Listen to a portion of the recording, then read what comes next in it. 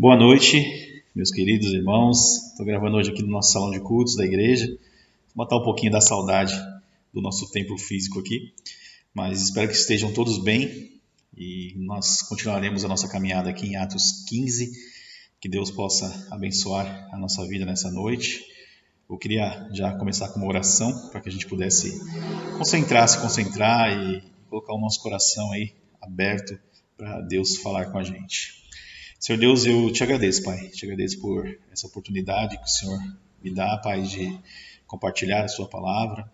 Que a gente possa juntos aqui, Deus, entender qual o significado de tudo o que o Senhor nos deu através da Bíblia, Pai, para que a gente possa ter uma vida que te agrada, uma vida que seja boa aos teus olhos, Pai, e que a gente possa viver sempre olhando para o Senhor como autor da nossa vida, como um Deus que cuida de cada um de nós em meio a tanta dificuldade. Eu peço que o Senhor esteja visitando cada pessoa, Deus, que está assistindo esse vídeo agora, Pai, e que eles possam ser tocados pelo Seu Santo Espírito. Abra o coração, abra o entendimento e que juntos nós possamos entender, Deus, tudo que o Senhor quer para nós. Abençoa que nós te pedimos em nome de Jesus, Senhor. Amém. Começando aí, eu queria fazer uma pergunta para você. Quando a sua opinião ela não é levada em conta, quando há contrariedades a ela, eu penso de uma forma e alguém me contraria, como eu me comporto? Como você se comporta assim quando as pessoas contrariam você? Você tem brigado para que a sua opinião seja ouvida?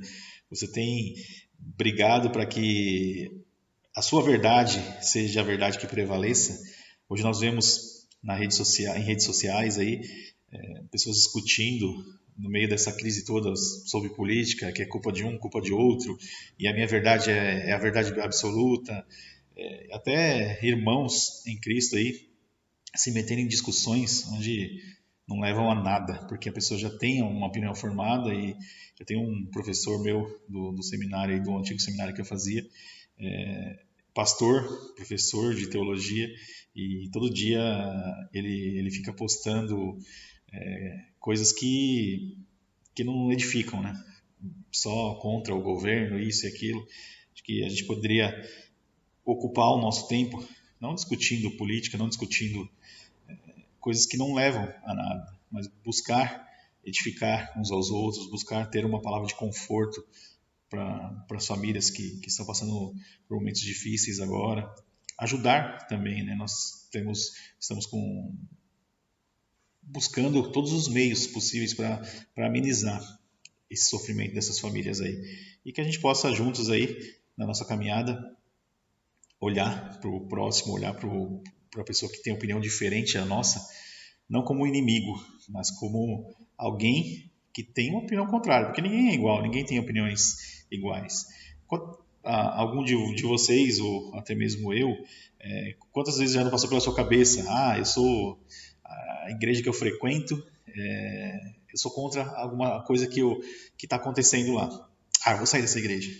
Mas se você mudar de igreja, mudar de local, vai ser a mesma coisa, porque lá também vão ter pessoas com opiniões diferentes da sua, pessoas que muitas vezes o que a gente acha que é o certo naquele momento não vai ser para o coletivo, né? E quando a gente está à frente de algum trabalho, de algum ministério, nós temos que pensar sempre no coletivo, não no individual, né? E o que é bom para mim, muitas vezes não é bom para o coletivo. E o que é bom para o coletivo também, muitas vezes não é bom só para mim. Que Deus abençoe o nosso estudo aí. Vamos começar lendo o capítulo 15, 1 e 2, para a gente poder entender um pouquinho do que foi essa discussão ali de Atos 15. O Atos 15 foi um marco na história da igreja, onde ali foram tomadas decisões que influenciaram a igreja, a continuidade da igreja, e influenciam a gente até hoje, né? Foram tirados pesos dos cristãos que não eram judeus, que se convertiam ali, para que eles pudessem entender que a salvação era simplesmente pela fé que nós temos em Cristo Jesus. Então vamos ler o versículo 1 e 2. Chegaram a Antioquia alguns homens da Judéia e começaram a ensinar os irmãos: a menos que sejam circuncidados conforme a lei de Moisés, vocês não poderão ser salvos. Paulo e Barnabé discordaram deles e discutiam energicamente. Por fim, a igreja decidiu enviar Paulo e Barnabé a Jerusalém, acompanhados de alguns irmãos de Antioquia, para tratar dessa questão com os apóstolos e os presbíteros. Nesses dois versículos nós vemos que a discussão ficou acalorada, né? Quantas assembleias de igrejas, quantas reuniões de líderes, quantas reuniões da igreja nós vemos em algum momento ficar acalorada, porque algumas, eu acho isso, você acha aquilo, e aqui quando acontece isso, eles tomam uma decisão muito sábia. Alguns que estavam com eles lá, líderes da igreja, eles tomam uma decisão muito sábia. Já que a gente não consegue resolver isso agora, vamos levar para quem possa nos ajudar a resolver, tomar uma decisão. Os dois estavam divididos ali, e para que não houvesse nenhum problema maior, eles levaram para Jerusalém, para os apóstolos e para os presbíteros. Então, chegando em Jerusalém, eles são bem recebidos, diz o texto, pela igreja, pelos apóstolos e pelos presbíteros. E eles relatam, Paulo e Barnabé relatam tudo o que aconteceu com eles. E também os fariseus, ou as pessoas que estavam ali contra, na discussão ali, eles também começam a relatar, a nossa versão é que os gentios eles sejam circuncidados, que eles guardem a lei de Moisés. Então, os presbíteros e os apóstolos ali falam, peraí, vamos se reunir, vamos dar um tempinho aqui, vamos se reunir, vamos discutir essa questão, né? Vamos ver o que Deus realmente está falando para a gente. No meio dessa discussão toda acalorada, Pedro surge e começa a falar.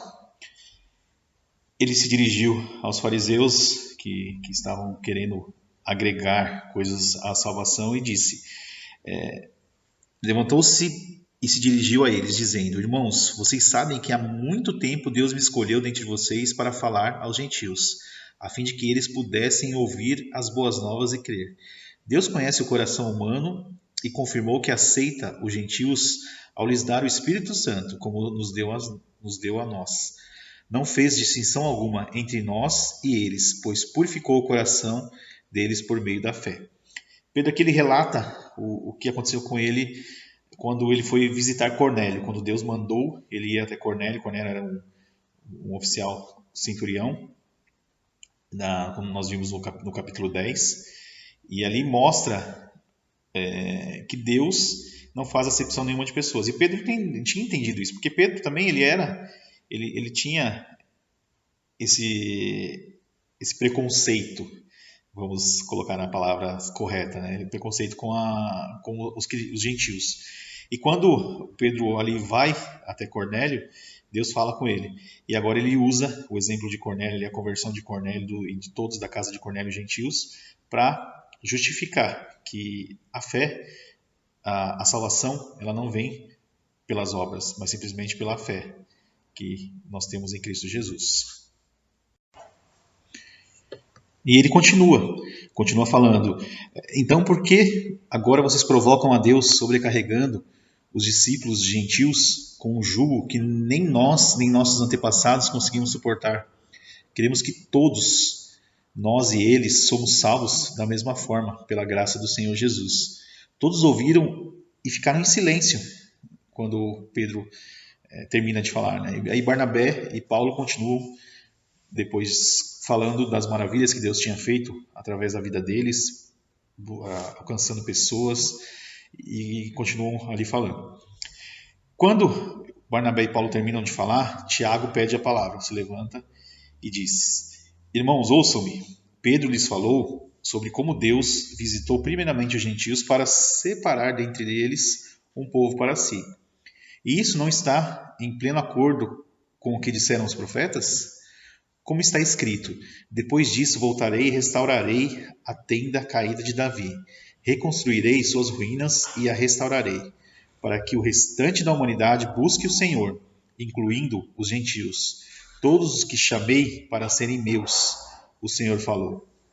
aquele que tornou essas coisas conhecidas desde a eternidade. Aí no discurso de Tiago, ele usa algumas passagens do Antigo Testamento e, e continua. Portanto, considera que devemos criar dificuldades para que os gentios se convertam. Ele usa esse texto e faz essa pergunta, né? Será que a gente tem que ficar criando dificuldades para o povo que está se convertendo agora? Aí ele conclui: ao contrário, devemos escrever a eles dizendo que se abstenham de alimentos oferecidos a ídolos, da imoralidade sexual, da carne de animais estrangulados e do sangue, pois essas leis de Moisés são pregadas todos os sábados nas sinagogas judaicas e em todas as cidades há muitas gerações. Então aqui ele tira esse peso das 613 mandamentos, da circuncisão, ele tira todo esse peso das pessoas que estavam se convertendo ali e coloca simplesmente essas 4 ordenanças ali para que eles cumprissem. Naquela época era difícil na questão da carne, do alimento, porque não existiam açougues como nós temos hoje. E aí os animais eram sacrificados nos templos e os próprios templos pegavam essa carne e vendia para os pobres ali, para a população mais carente. E era a única maneira que eles tinham ali, se você não tinha animais ali de rebanho, para poder comer uma carne, era essa carne. E eles pedem para que eles não participem desses, não comam essa carne sacrificada a ídolos. A decisão do conselho é tomada e eles escrevem cartas para as igrejas, para que elas pudessem saber o que tinha acontecido ali, qual que era o caminho a seguir de agora em diante. Paulo e Barnabé, eles são enviados e eles escolhem mais 2 pessoas para estar acompanhando Paulo e Barnabé, que é Judas e Silas. E quando eles chegam à igreja ali para entregar, as igrejas para entregar a carta, as igrejas, os irmãos ali ficam muito alegres, né? Porque é uma carta animadora. É tirado todo o peso das leis, das 613 leis, e o peso da circuncisão, e eles podem, então, continuar crescendo no conhecimento do nosso Senhor Jesus. Judas e Silas, eles animam o povo, eles encorajam para que eles continuem firmes na caminhada, e Paulo e Barnabé também começam a pregar o evangelho, a ensinar ali os cristãos para que eles continuem firmes também, né? E continuando nos versículos 36 e 41, nós temos o segundo momento onde há divergência de opinião. Só que agora é entre Paulo e Barnabé. E aí nós lemos no versículo 36, algum tempo depois, Paulo disse a Barnabé: voltemos para visitar cada uma das cidades onde pregamos a palavra do Senhor, para ver como os irmãos estão indo.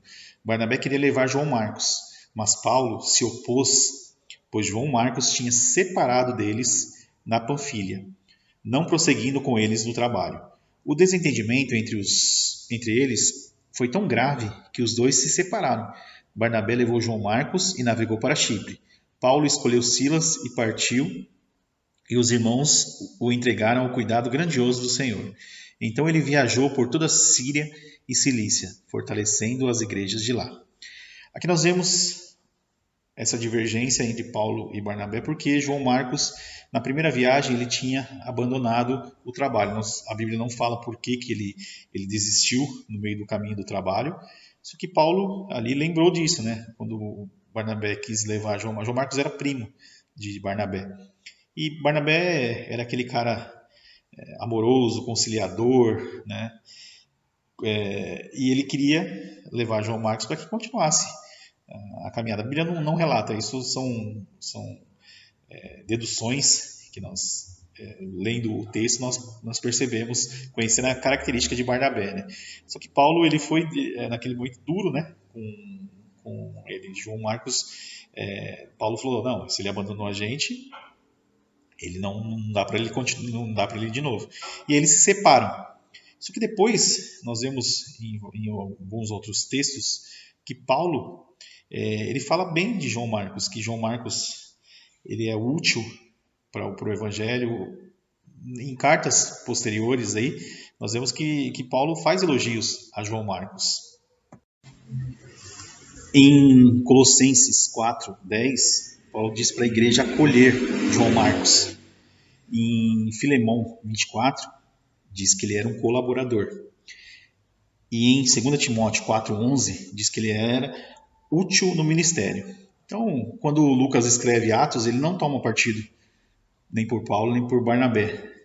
Só que, olhando para a trajetória depois de João Marcos, esses elogios que o mesmo Paulo faz a João Marcos, nós deduzimos que Barnabé estava certo, né, dando uma segunda chance ali para João Marcos. Paulo, não que ele seja, ele era muito compromissado com o Evangelho, né? Ele tinha o Evangelho como a missão de vida dele, né? E quando João Marcos desiste no meio do caminho, a Bíblia não relata o porquê foi, ele fica ali meio, a Bíblia não fala, né? Mas nós olhando, lendo, um sentimento de falar, será que ele vai desistir de novo? E Barnabé era aquele cara conciliador, amoroso, e dá essa chance para João Marcos, né? E olhando para a vida de João Marcos, nós vemos que Barnabé ele tomou a decisão correta, né?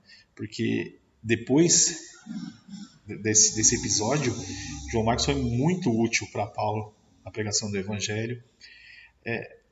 O livro de Atos, nesse capítulo 15, ele traz essas duas divergências, né? Primeiro, de grupos diante da igreja, e segundo, de dois apóstolos, dois discípulos fiéis a Jesus. Aí. Na primeira, a decisão tomada por Tiago e por todos os apóstolos ali foi uma decisão para o coletivo, né? Uma decisão que influenciou esse coletivo.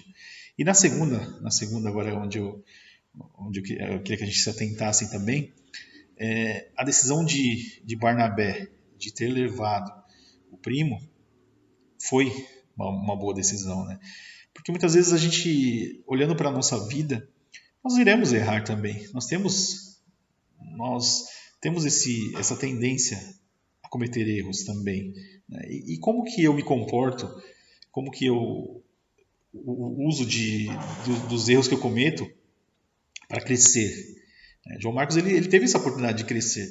E quantas oportunidades nós damos para as pessoas também que cometem erros que estão ao nosso lado, ou uma segunda chance, né? Como João Marcos teve. Será que quando alguém comete um deslize, um erro, ou a gente tem que dar uma segunda chance para as pessoas? Nós temos dado a oportunidade que Barnabé deu para João Marcos, né? Será que ou nós olhamos para a pessoa e falamos assim, bicho, se ele já deu mancada uma vez, pode dar de novo, né? Porque a tendência do ser humano é avaliar os erros, né? Nós podemos fazer 1000 coisas certas. Se nós cometemos um erro, um deslize, nós seremos marcados pelo erro. E será que isso é a verdade para nossas vidas? Será que nós temos que agir dessa forma? Será que Jesus agiria? Ou ali, quando aconteceu esse episódio aí, como Jesus se portaria, né? Será que ele daria mais uma chance para João Marcos? Assim como ele deu para Pedro também, que negou ele 3 vezes e depois foi restaurado, né? E na nossa caminhada cristã, na nossa vida, quantas vezes nós erramos? Mas quantas vezes também nós acertamos? E quantas vezes nós somos julgados simplesmente pelos erros, né? Nós temos que aprender a buscar, olhar a parte boa das pessoas também, né? Porque quando nós olhamos simplesmente para os erros, nós não somos chamados para ser juízes de ninguém. Nós somos chamados para ser servos que ajudam as pessoas, encorajam as pessoas, assim como Judas e Silas, para que prossigam nessa caminhada com Cristo. E como eu tenho me comportado, né? Como que minha vida pode ser usada para ser um encorajador, em vez de uma pessoa que não deixa que as pessoas continuem a sua caminhada, né? Porque muitas vezes a nossa vida, quando nós julgamos as pessoas ou quando nós deixamos de dar uma segunda chance, uma oportunidade, uma outra oportunidade para elas, nós podemos estar atrapalhando o ministério que Deus ali tem para ela, para o futuro, né? Errar, todo mundo vai cometer erros, todo mundo vai estar passível de cometer um deslize, né? E como eu tenho me comportado nesses momentos, né? Será que eu julgo? Será que quando eu cometo um erro, o meu grau de misericórdia para mim, ele é muito maior do que quando são outras pessoas. As pessoas, elas, quando é para mim, eu quero misericórdia, eu quero que Deus me perdoe e me renove, né? Mas quando é para as outras pessoas, eu quero que Deus mande fogo do céu para queimar. Mas a gente está brincando, mas é uma coisa para a gente pensar, né? Olhando para essas histórias aí de controvérsias, quando minha opinião for divergente, eu devo pensar o que o Senhor Jesus faria nesse momento, né? O que a minha vida, que me dê sabedoria, Deus, para poder resolver essas questões. Porque não é fácil se relacionar com pessoas, lidar com pessoas. Nós enfrentamos diariamente decisões, pessoas que são contra as nossas ideias ou decisões, mas como eu me comporto? A questão não é como a outra pessoa se comporta diante de você, é como você se comporta diante das pessoas que são contra ou divergentes da sua opinião. Que Deus possa nos ajudar nessa caminhada e mostrar para a gente qual que é o caminho correto a seguir, que as decisões que a gente tome, elas sejam baseadas no que Jesus faria naquele momento. E que a gente possa dar mais oportunidades para as pessoas também, que elas possam ter a chance de uma segunda chance, né, na verdade. Que elas possam poder mostrar que Deus pode e Deus trabalha na vida das pessoas, né? Regenera, muda as pessoas, e que isso seja uma verdade na minha vida, na sua vida. Queria deixar um louvor para que a gente possa encerrar esse momento aí e também fazer uma oração para que Deus trabalhe no nosso coração, no meu, no seu, e que a gente possa juntos aí nessa caminhada fortalecer, encorajar uns aos outros e não tirar as pessoas do caminho que Deus tem preparado para elas, né? Deus abençoe as nossas vidas, Deus abençoe a vida de cada um de vocês. Vamos orar para encerrar aí, que Deus possa abençoar, Pai, esse momento, a vida de cada um que ouviu essa mensagem, Pai, e que a gente possa fazer a autoanálise da nossa vida, Pai. Como nós temos se comportado diante de contrariedades à nossa opinião, Deus, diante de pessoas que precisam de uma segunda chance, uma terceira, uma quarta, uma quinta, que o Senhor possa nos ajudar, Deus, a ter sabedoria para decidir o que o Senhor quer para as nossas vidas e para a vida das pessoas que estão ao nosso redor, Deus. E que a gente possa juntos aí caminhar, seguindo a sua vontade, que é boa, perfeita e agradável. Abençoa a nossa igreja, Deus abençoe esses momentos aí de separação, mas que o Senhor possa cuidar de cada família, Deus. Cuida da gente, nós pedimos também pelos nossos governantes, Pai, que eles tenham sabedoria para lidar com essa situação e que essa pandemia passe o mais rápido possível, Pai. Nós sabemos que tudo está sob o seu controle. Em nome de Jesus que nós oramos. Amém.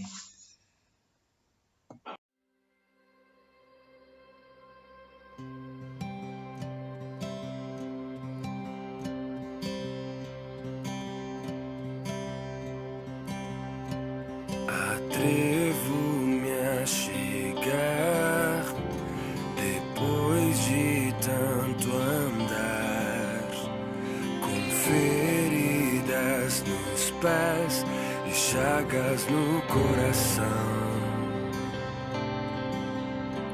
Pesado fardo é, vergonha e aflição.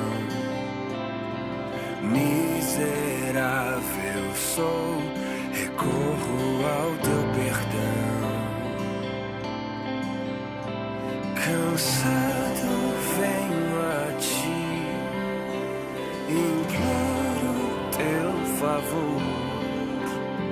Tem compaixão de mim, sou pobre pecador.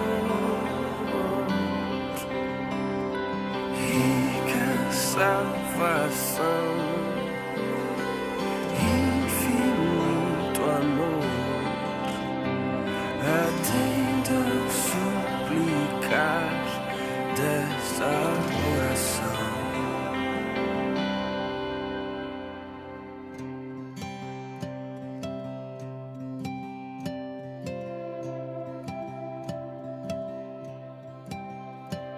Pesado o fardo é, vergonha e aflição. Miserável sou, recorro ao teu perdão.